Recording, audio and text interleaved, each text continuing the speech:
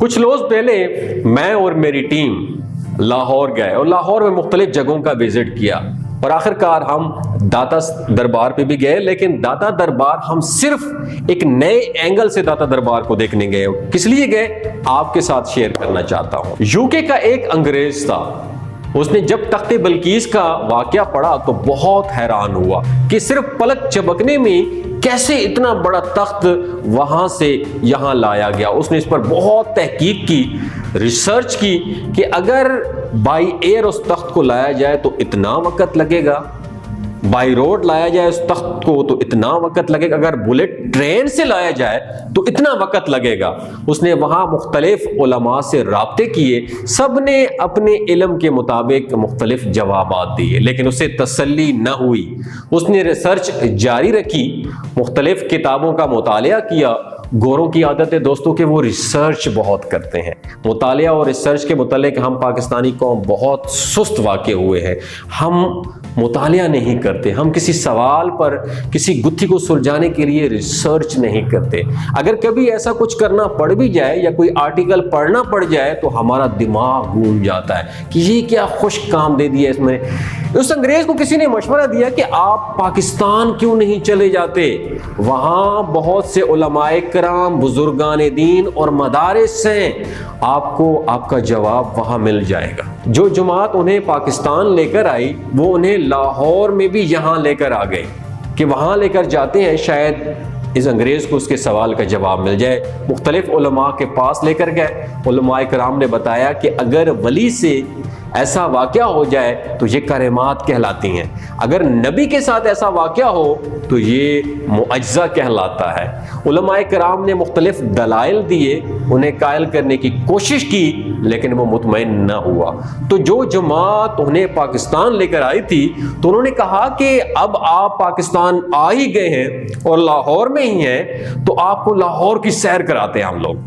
तो वो उन्हें सबसे पहले मीनार पाकिस्तान लेकर गए कि ये देखो ये मीनार पाकिस्तान है, ये बादशाही मस्जिद है, ये शाही किला है, ये अनारकली बाजार है। लेकिन जब वो हजरत दाता गंज बख्श के मजार के सामने से गुजरे तो पूछा ये क्या है।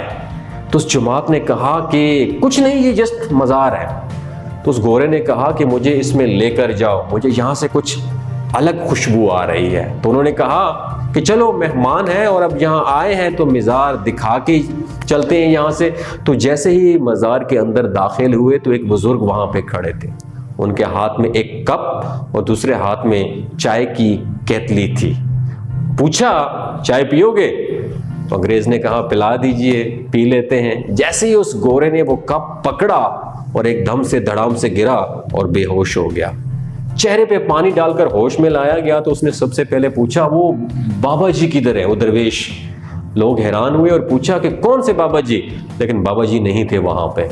लोगों ने पूछा भाई क्या हुआ, अचानक कैसे बेहोश हो गए? तो अंग्रेज ने जवाब दिया कि ये ना पूछो क्या हुआ, ये पूछो कि क्या नहीं हुआ। जिस जवाब की तलाश में मैं इतने अरसे से था, मैंने रिसर्च की, उस जवाब की तलाश में पाकिस्तान आया, मुख्तलिफ उलमा और मशाइख मुझे जवाब न दे सके।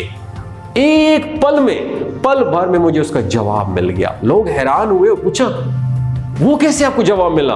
उस अंग्रेज ने कहा कि ये कप जो मेरे हाथ में है, ये वो कप है जिसमें मैं अपने बेडरूम में कॉफी पिया करता था।